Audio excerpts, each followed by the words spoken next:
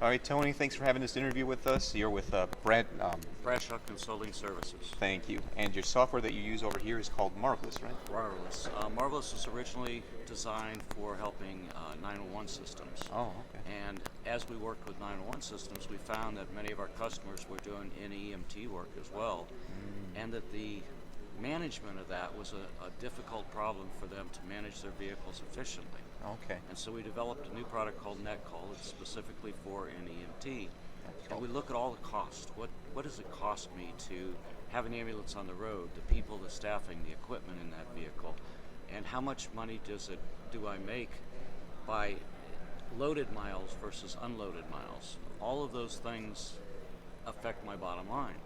So NETCall looks at all of those costs and determine what's the cheapest way for you to do all the transports that you have to do on a given day.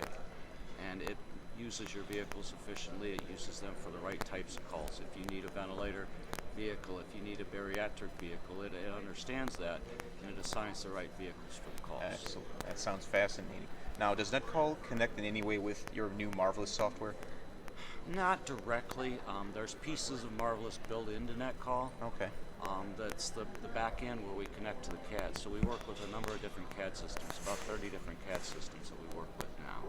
And so the Marvelous pieces kind of take care of that connection and help NetCall work. Okay. So coming to this conference, what new insights have you learned from meeting people at the NEMTAC conferences? You know, it's every time we talk to somebody here, we learn different ideas of how people look at how to solve these types of problems. And so there's some very smart people here, and so we've learned a lot. It's helped us in development of our products. This is our third or fourth time, I guess, we've been to we've been to all the conferences since they started doing it. That's good. And what would you say are some of the resources that you feel that you're missing that would make your company work the best that it can? There's a tough question. I think more than resources maybe is knowledge. For Okay. us, we're very much familiar with the ambulance side, the 911 side of EMS. Okay. And so as we're moving into this group of people, it's different people, it's more day-to-day transportation than it is necessarily ambulatory care. Okay. And so it's learning about how they do business and understanding what works for them and what they need. That's probably the biggest thing that I think the resource that we would need to make our company work better. All right. And what would you say are your company values at work, or do you have a company mission? Well, not formally. We're a small company, so we don't have a formal mission.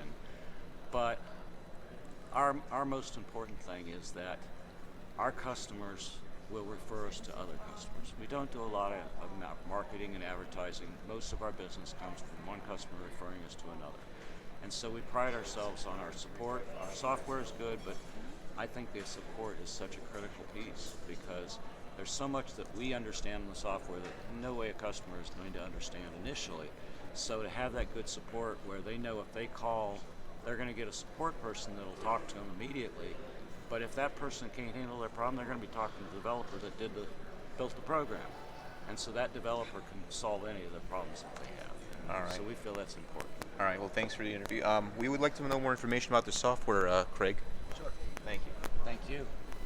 Yep. So what you're looking at here is our NETCall software, and this is our status screen right here. It's showing all of the upcoming transports as well as all the active units and what calls they're currently on what transports they're on. And so the dispatcher can look at upcoming transport screen and see all transports that are supposed to start in the next 2 hours, if they're currently en route or assigned, basically up until they have patient contact.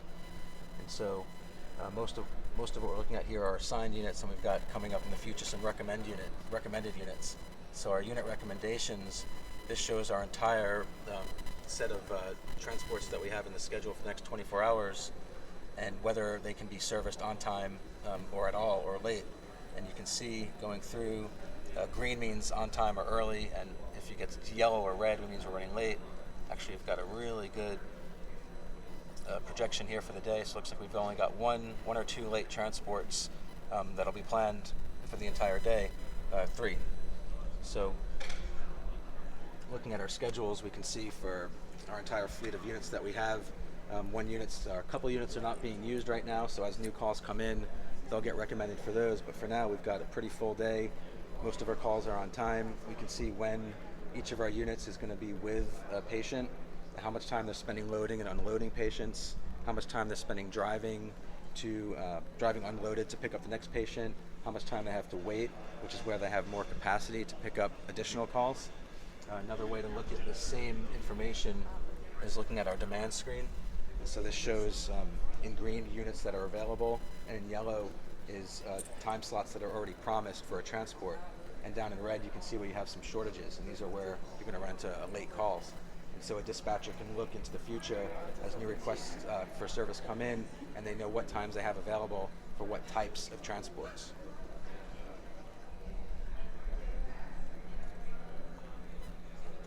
And then, of course, we can look at basic statusing and see all of our units, what they're currently doing, where they are on the map.